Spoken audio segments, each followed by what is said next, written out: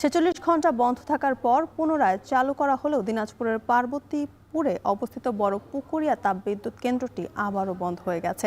চালুর মাত্র ১৫ ঘন্টার মধ্যেই যান্ত্রিক ত্রুটির কারণে উৎপাদন বন্ধ হয়ে যায় কেন্দ্রটির একমাত্র সচল ইউনিটের। এ বিষয়ে আরও জানাতে দিনাজপুরের পার্বতীপুর থেকে যুক্ত হচ্ছেন কঙ্কন কর্মকার।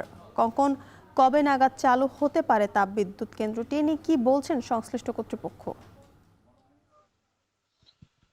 জ্যোতিকা, আপনি জানেন যে বড়পুকুরিয়া তাপবিদ্যুৎ কেন্দ্র এটি গত বুধবার রাতে কিন্তু হঠাৎ করে যান্ত্রিক ত্রুটির কারণে বন্ধ হয়ে যায় এবং এর পরে প্রায় ৪৬ ঘন্টা পর এটি কিন্তু পুনরায় উৎপাদনে আসে, কিন্তু আবারও যান্ত্রিক ত্রুটির কারণে এটি বন্ধ হয়ে যায়। আপনি জানেন যে ২৪ ঘন্টার চলেনি, তাতে কিন্তু এটি আবার যান্ত্রিক ত্রুটির কারণে বন্ধ হয়ে যায়। এখন পর্যন্ত কিন্তু এখানকার যে কর্তৃপক্ষ আছেন, পাওয়ার প্ল্যান্টের যারা প্রকৌশলী আছেন, তারা কিন্তু গত কালকে থেকেই কিন্তু কাজ শুরু করেন এবং এটি ঠিক করার জন্য পুনরায় উৎপাদনে নেওয়ার জন্য তারা বেশ ব্যস্ত সময় পার করছেন। কিন্তু এখন পর্যন্ত তারা বলছেন যে এটি গতবার যেভাবে ৪৬ ঘন্টার মধ্যে এটি ঠিক করে উৎপাদনে নিয়ে যাওয়া হয়েছিল, এই মুহূর্তে কিন্তু এটি আরো সময় লাগবে। এখানকার যারা প্রকৌশলী তারা বলছেন যে এই পাওয়ার প্ল্যান্টের যে বয়লার এবং সেই বয়লারের যে টিউব সেটি লিক হয়েছে এবং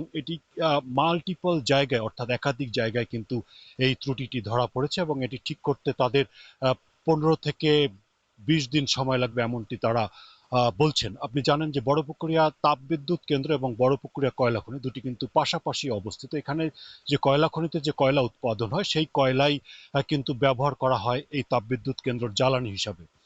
তো এই বড়পুকুরিয়া তাপবিদ্যুৎ কেন্দ্র, আপনি জানেন যে এটি মোট ৫২৫ মেগাওয়াটের একটি তাপবিদ্যুৎ কেন্দ্র, অর্থাৎ এটি যদি ফুল স্পিডে চলে, ফুল ক্যাপাসিটিতে যদি চলে, তাহলে জাতীয় গ্রিডে এখান থেকে ৫২৫ মেগাওয়াট তাপ বিদ্যুৎ দেওয়া সম্ভব। কিন্তু যেহেতু তিনটি দিনাজপুর থেকে যুক্ত ছিলেন কঙ্কন কর্মকার, জানাচ্ছিলেন সেখানকার সবশেষ পরিস্থিতি।